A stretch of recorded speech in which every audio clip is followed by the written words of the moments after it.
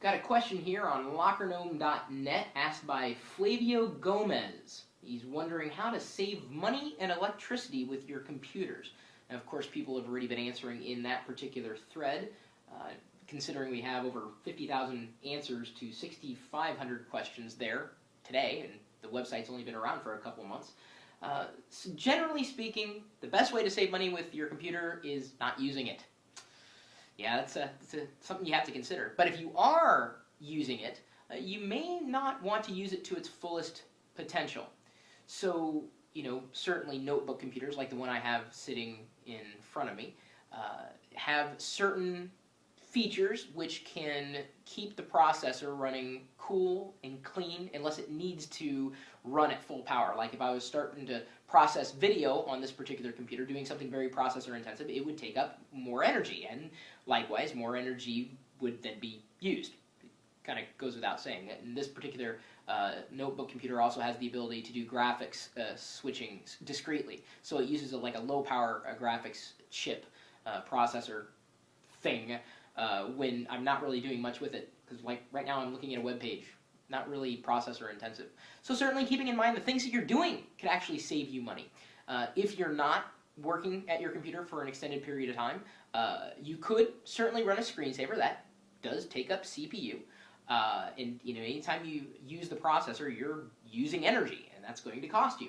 So if you're going to get up for a while, you may actually consider turning off your screen.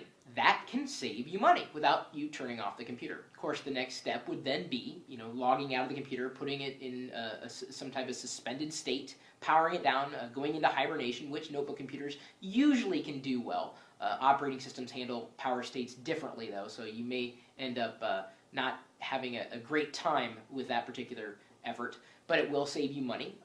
Again, if you're going to get up for your computer for maybe an hour or two, it'd be okay to just suspend it. In fact, right now, in the time that I've been talking to you, I don't know if you can tell by the brightness against my face here, but the screen actually turned off. It's saving energy right now on its own. Your notebook computer may do the same thing. But the desktop, it's just as appropriate to turn off the screen, physical button right there on the side of the screen, assumedly, when you're not going to use it, and suspend it when you're going to walk away for an extended period of time.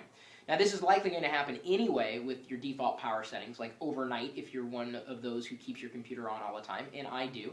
I'm probably a bad example of what to do, since I usually leave my screens on when I leave my home office, if only to keep you guys entertained with the screensavers that I happen to be running. So I'm doing a show, right? It's not just because I want to waste electricity. I mean, there's something neat to look at. I try to find really cool screensavers there. And of course, I got the chat room there and what have you.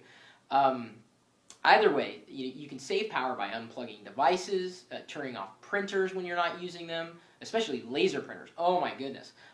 Laser printers can take up a lot of juice. Even when they're not being used, it still may be drawing power. So I'm not suggesting unplug everything when you're not using anything, but you may consider it.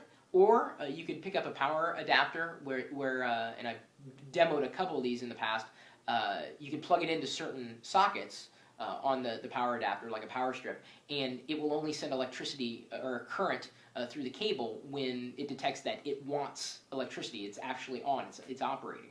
So there are many ways of saving energy, which of course turns into saving money, maybe pennies on the dollar, but still it's money you could be spending on software or hardware or a hotel room. My email address, chris@pirillo.com. If you have any other energy-saving tips related to technology, of course, you're more than welcome to join that thread or ask your own question, give your own answers right there at LockerGnome.net. We'll see you later.